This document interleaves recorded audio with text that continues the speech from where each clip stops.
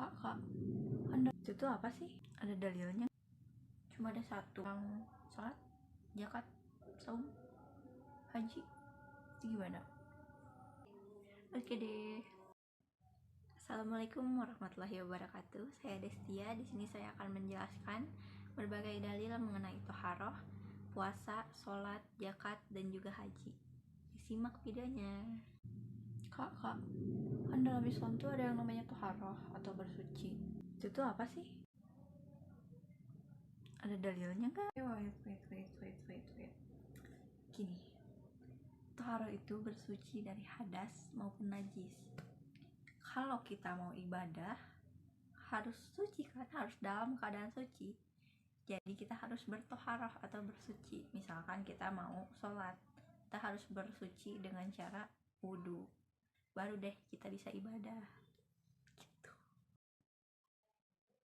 Ingat, hukum toharoh atau bersuci itu wajib.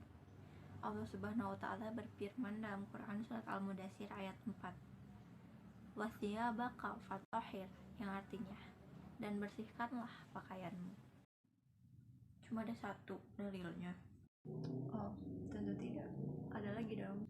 Allah Subhanahu wa Ta'ala juga berfirman dalam Quran surat Al-Baqarah ayat 125, "Antahira baitiya lit-ta'ifina wal-akifina waruka'is sujud", yang artinya, dan bersihkanlah rumahku untuk orang-orang yang tawaf, orang-orang yang itikaf, orang-orang yang ruku, dan orang-orang yang sujud. Ada lagi nih, dalam hadis riwayat Muslim nomor 224, sholat tidak diterima tanpa didahului dengan bersuci. Gimana? Jelas? Jelas sih. Tapi kalau dalil tentang sholat, zakat, saum, haji, itu gimana? It's okay, aku bakal jelasin. Kamu diem, dengerin, pahamin, oke? Baik banget sih. Oke deh. Oke, sekarang kita lanjut ke pembahasan sholat. Sholat merupakan satu hal yang wajib dilaksanakan oleh setiap umat muslim.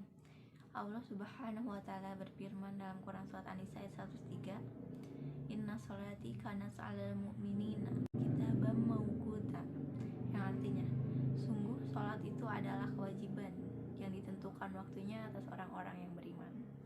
Dalam hadis riwayat Muslim nomor 668 juga disebutkan, perumpamaan sholat 5 waktu itu seperti aliran sungai yang melimpah airnya dan jernih mengetuk pintu kalian. Lalu air itu membersihkan seluruh isi rumah kalian 5 kali dalam sehari.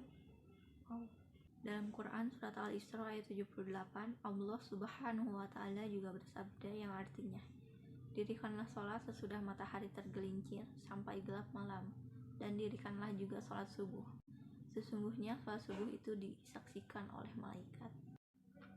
Oke, selanjutnya zakat.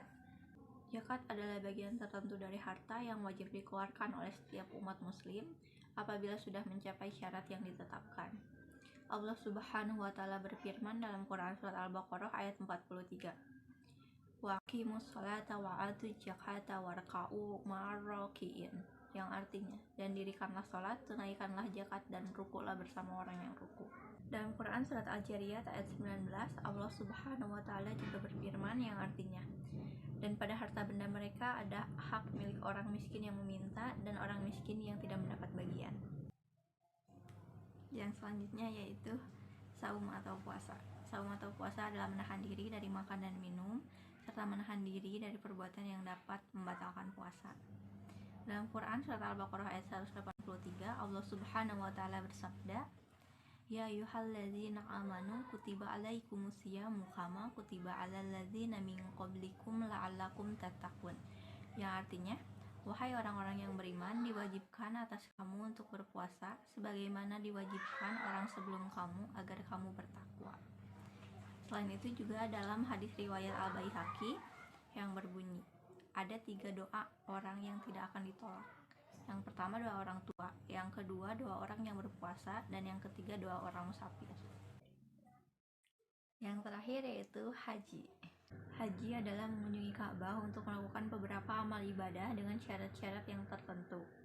Dalam Quran surat Al-Baqarah ayat 196, Allah Subhanahu wa taala bersabda, "Wa atimul hajja wal umrata lillah," yang artinya, dan sempurnakanlah ibadah haji dan umrah karena Allah. Dalam hadis riwayat Ibnu Umar juga disebutkan, Islam itu didirikan atas 5 perkara, yaitu bersaksi bahwa tiada Tuhan yang berhak disembah selain Allah dan Muhammad adalah Rasul-Nya, mendirikan sholat, menunaikan zakat, puasa pada bulan Ramadan, dan menunaikan ibadah haji ke Baitullah bagi yang mampu melakukannya. Sekian video mengenai dalil-dalil toharoh, sholat, puasa, zakat, dan juga naik haji.